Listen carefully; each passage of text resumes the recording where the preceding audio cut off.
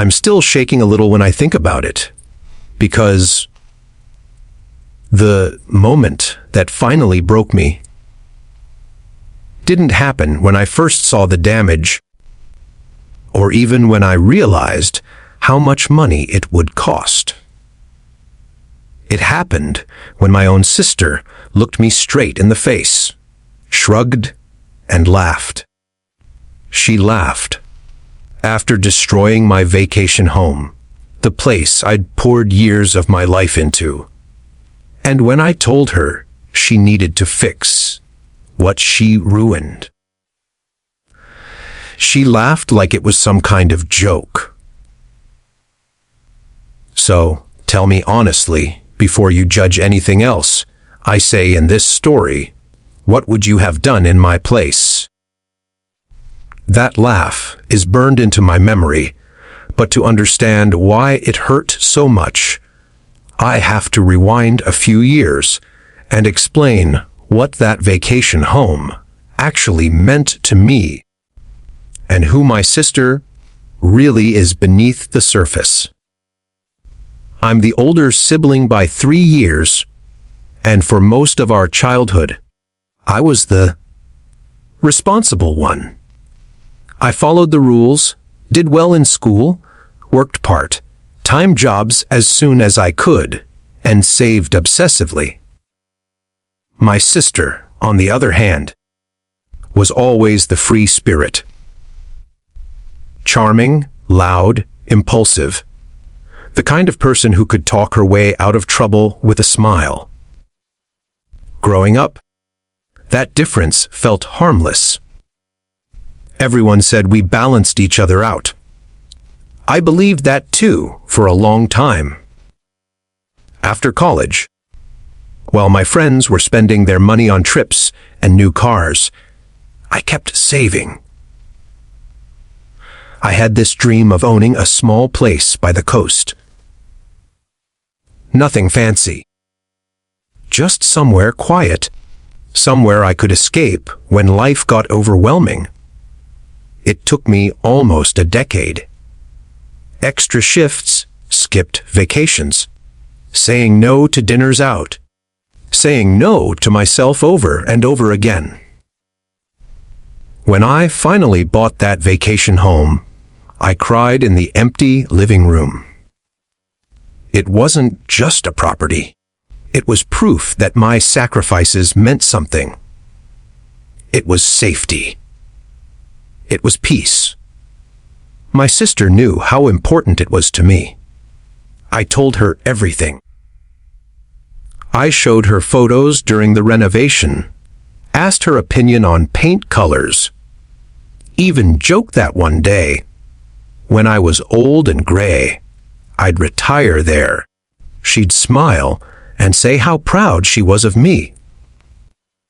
Looking back now, I can't tell if that pride was real or mixed with something else, maybe envy, maybe resentment, maybe just carelessness. At first, she only visited once or twice, always as a guest.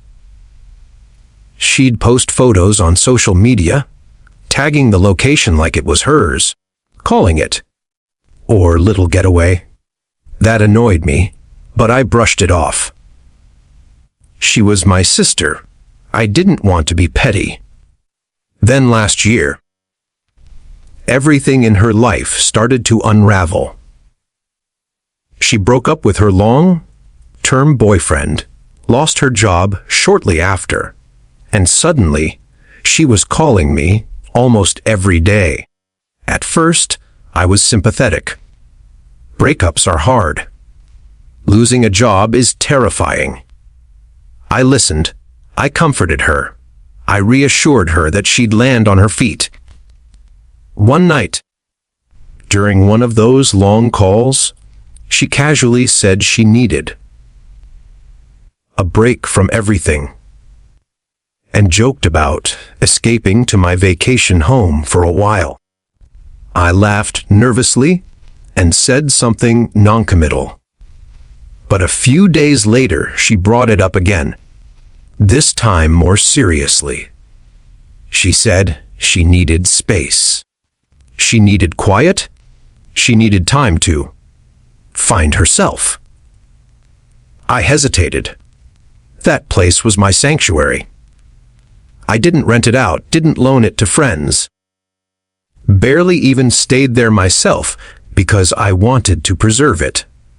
But she was family. She sounded genuinely broken. Against my better judgment. I agreed to let her stay there for 2 weeks, with very clear boundaries. I told her no parties, no guests without asking me first, no changes to the house, and to treat it like it was priceless, because to me, it was. She promised. She actually sounded grateful.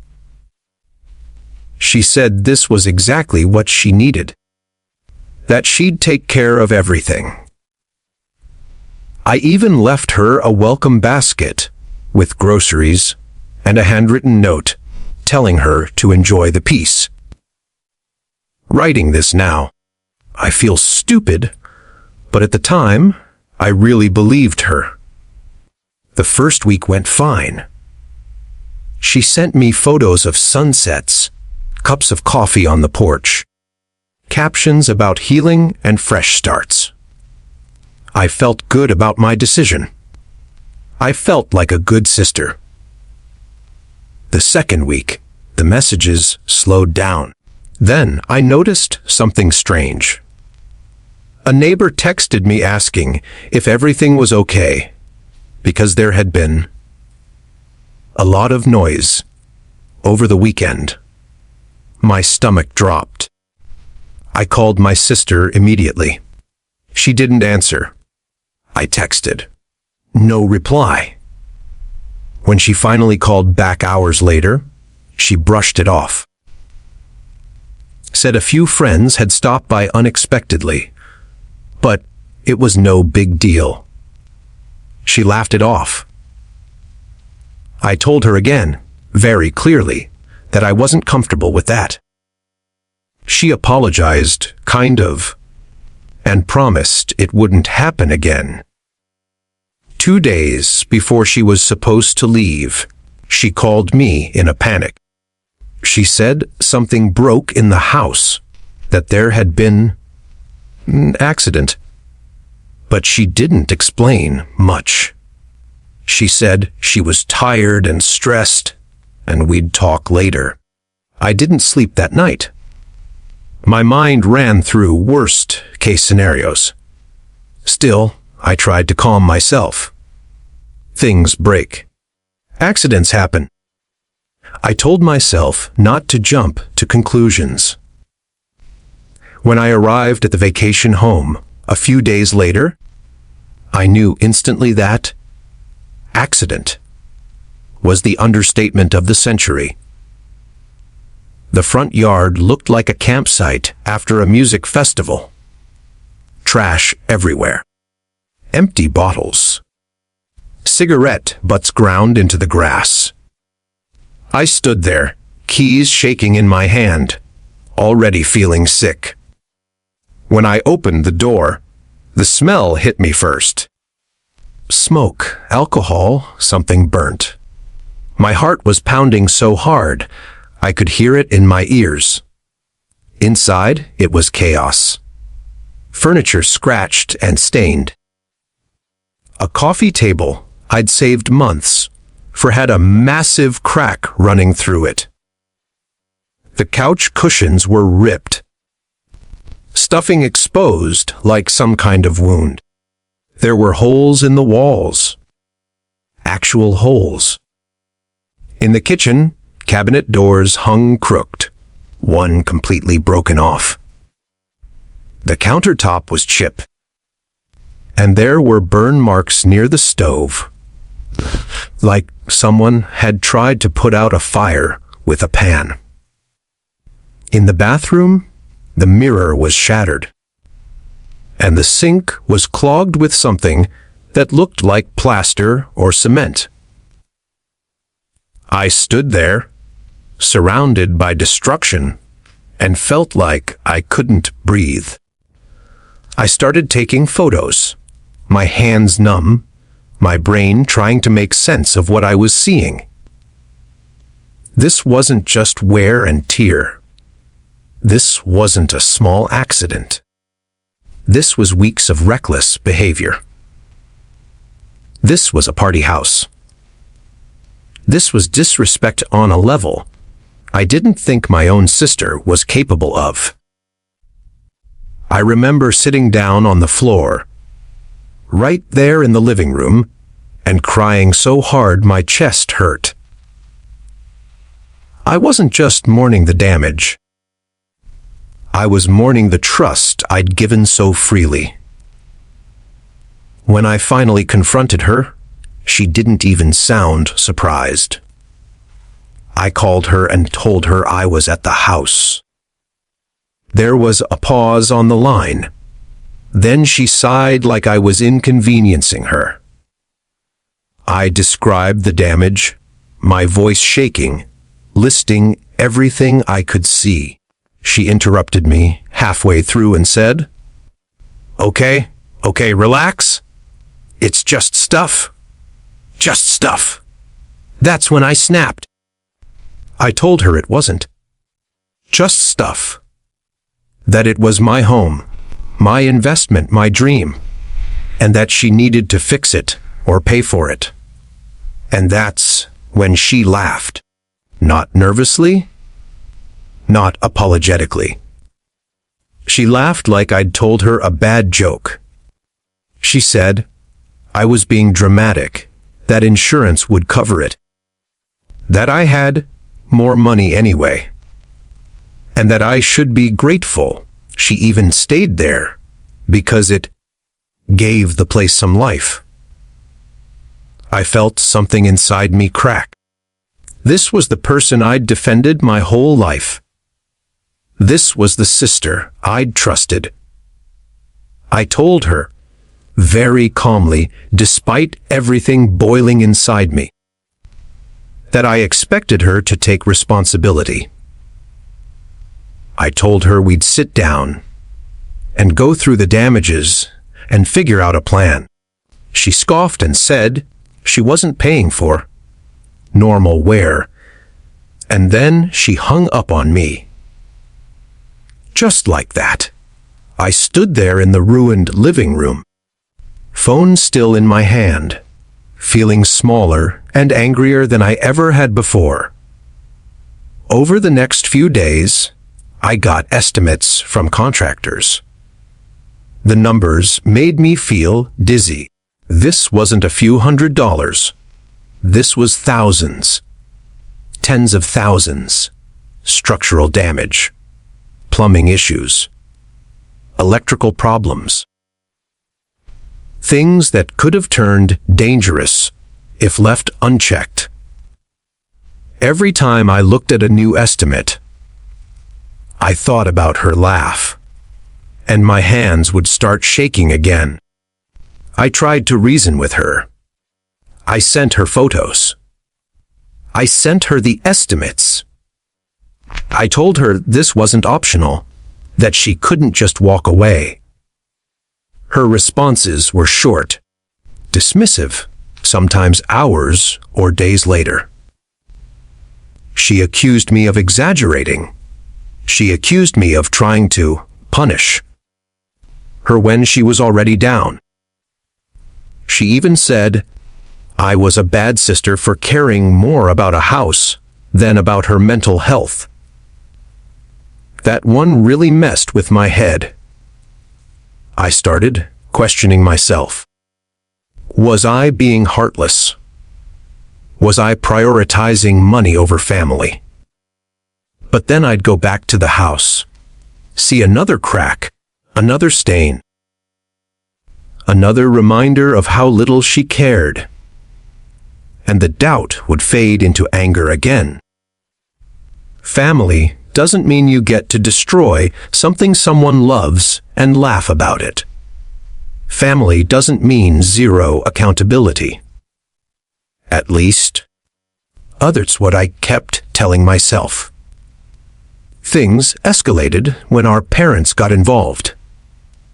She called them before I did, of course, crying, telling her version of the story.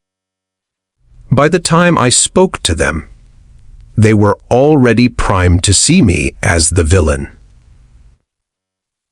They told me she was going through a hard time, that I should be understanding, that houses can be fixed, but relationships can't. I asked them if they'd be saying the same thing if she'd done this to their home. There was a long silence on the line. That silence told me everything. I felt alone, completely alone, stuck between my own values and the pressure to keep the peace. Every night, I replayed everything in my head, wondering where I went wrong, wondering if I should have said no in the first place, wondering how my sister and I ended up on opposite sides like this. And the worst part was knowing this story wasn't over yet. The damage was done, but the real conflict was only just beginning. So that was the situation I found myself in at that point, a destroyed vacation home, a sister who refused to take responsibility and laughed in my face, and a family starting to choose sides. Before I tell you what happened next, and how far this situation eventually went, I want you to pause for a second and really think about it. If you were me, standing in a house you worked years to afford, looking at thousands of dollars in damage caused by someone you trusted, would you let it go for the sake of family? Or would you fight for accountability, no matter the cost? In the next part, I'll tell you exactly what choice I made and how it changed my relationship with my sister forever. I want to pick up exactly where I left off, because after that moment of questioning myself, after asking whether I should just let it go for the sake of family, things took a turn that I honestly never imagined would happen between my sister and me. At that point, the house was still a mess. Contractors were waiting for my approval to start repairs, and every day that passed was costing me more money. I felt this constant pressure in my chest, like I was holding my breath all the time. I kept hoping my sister would wake up, realize the seriousness of what she'd done, and apologize. I wasn't even asking for miracles. I just wanted acknowledgement, accountability, some sign that she cared. Instead, what I got was silence mixed with entitlement. A week went by with no real response from her. When she finally texted, it wasn't an apology. It was a meme about rich people problems, with a laughing emoji. I remember staring at my phone, feeling this cold wave wash over me. That was the moment something shifted inside me. I realized she truly didn't think she'd done anything wrong. In her mind, my vacation home was just an extension of my life, and my life, apparently, was something she felt entitled to use, damage, and discard. I decided I couldn't keep handling this emotionally. I needed to be practical, even if it made me look like the bad guy.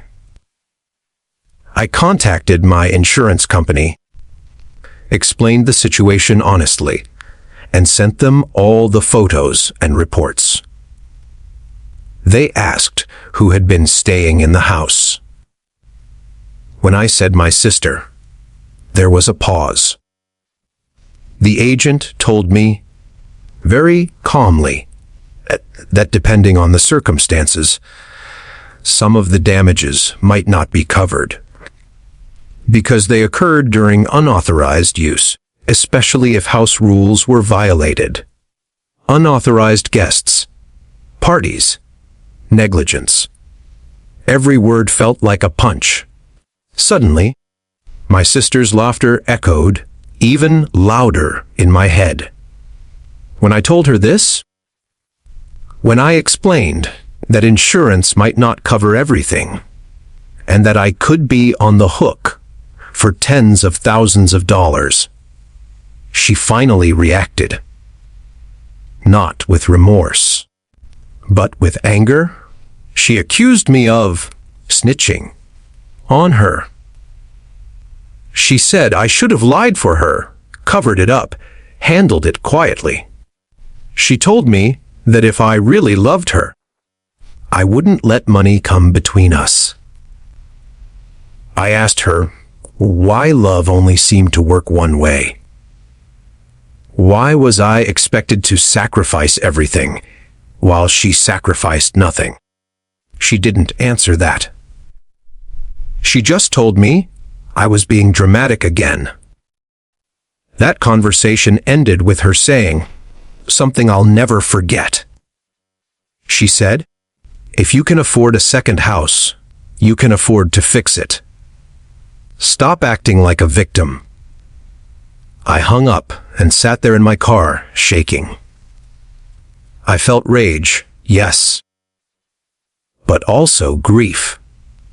It felt like I was losing my sister, not to some big betrayal all at once, but to 1,000 little dismissals that added up to something unbearable.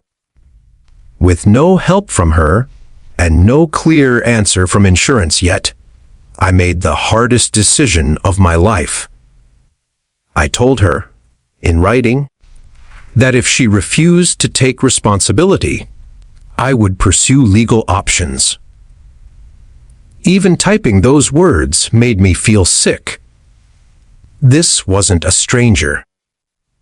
This was the person I shared a childhood with. But I also couldn't set myself on fire to keep her warm anymore. I sent the message, then turned my phone face down and cried harder than I had in years. The fallout was immediate. She exploded. She called me heartless, greedy, selfish.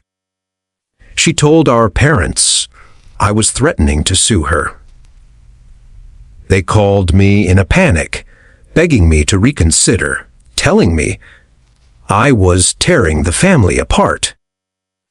My mother cried and asked where she went wrong raising us.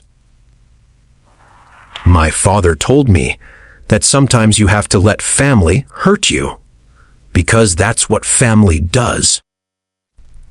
That sentence replayed in my head over and over. Was that really the lesson? That love meant enduring disrespect without limits. Despite the pressure, I moved forward. I consulted a lawyer, laid everything out, showed the photos, the messages, the estimates. The lawyer was blunt. He said I had a strong case, especially because I had written proof of boundaries and her acknowledgement of them. Hearing that brought no satisfaction, just a heavy sadness. I didn't want to win.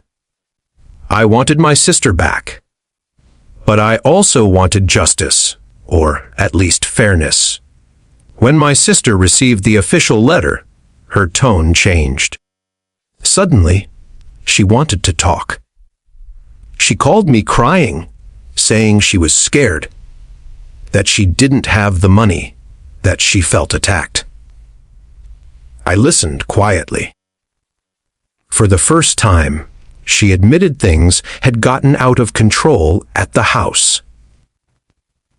She admitted there were parties. She admitted people she barely knew had stayed there.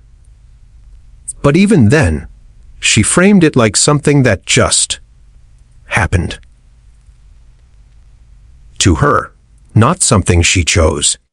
She asked me to drop everything and promised she'd figure something out eventually. Eventually wasn't good enough anymore. I told her we could discuss a payment plan, something realistic, something that showed effort. She agreed, at least verbally. For a moment, I felt hope. Maybe this nightmare was finally ending. But actions matter more than words, and over the next month, nothing happened. No payments. No follow-ups. Just excuses. She said she was looking for work. She said she was overwhelmed. She said she needed more time. Meanwhile, I was draining my savings to get the house repaired because I couldn't leave it in that condition. Every nail hammered, every wall repainted. Felt like another reminder of how deeply this had hurt. Then came the breaking point. I found out, through a mutual friend, that she'd gone on a weekend trip, not a cheap one, a resort, spa, cocktails by the pool. She posted photos, smiling, carefree, captioned with something about self-care. I felt physically ill. That money could have gone toward fixing what she destroyed. Instead, she was living like nothing had happened. I confronted her, sending screenshots. She didn't deny it. She said she deserved a break after everything she'd been through. That was it. Whatever hesitation I had left disappeared. I moved forward legally. It was slow, stressful, and emotionally draining. Family gatherings became tense or non-existent. Some relatives sided with her, saying I was too harsh. Others quietly told me they understood, but didn't want to get involved. I learned who actually respected me during that time. The process forced my sister to face consequences she'd never faced before. She couldn't charm her way out of it. She couldn't laugh it off. Reality finally caught up. In the end, we reached a settlement. She was ordered to pay a portion of the damages over time. It wasn't everything, but it was something. More importantly, it was acknowledgement, written and undeniable, that she was responsible. When the final paperwork was signed, I didn't feel victorious. I felt exhausted, empty. Relieved, maybe, but also deeply sad. The house, eventually, was restored. Not exactly the same. Some scars remained, literal and emotional. The couch was replaced, the walls repainted, the yard cleaned. But the sense of innocence I once felt there was gone. It took months before I could sit on the porch again without replaying everything in my head. Slowly, though, the peace started to return. I realized the place wasn't ruined forever. It just carried a story now. As for my sister, our relationship changed permanently. We're civil, distant. No more deep talks. No more blind trust. I mourn that loss more than I mourned the furniture or the money. I learned that loving someone doesn't mean protecting them from consequences. Sometimes It means holding them accountable, even when it hurts. Looking back, I don't regret standing up for myself. I regret that it had to come to that. I regret that my sister laughed instead of listening, dismissed instead of apologizing. But I don't regret choosing myself. If I'd let it go, if I'd absorbed the cost silently, I would have taught her, and everyone else, that my boundaries didn't matter. So that's how it ended. Not with a dramatic reconciliation, not with a perfect family moment, but with clarity. Some relationships survive storms. Others reveal cracks you can't ignore. If you've ever been torn between family loyalty and self-respect, you know how impossible that choice feels. All I can say is this peace is expensive, but so is silence. If you were on my side in this story, if you believe accountability matters, no matter who's involved, go ahead and like this video. Subscribe for more real stories like this, because trust me, life has no shortage of them. And I really want to know what you think, so share your final thoughts on this whole mess in the comments section. I'll see you all in the next story.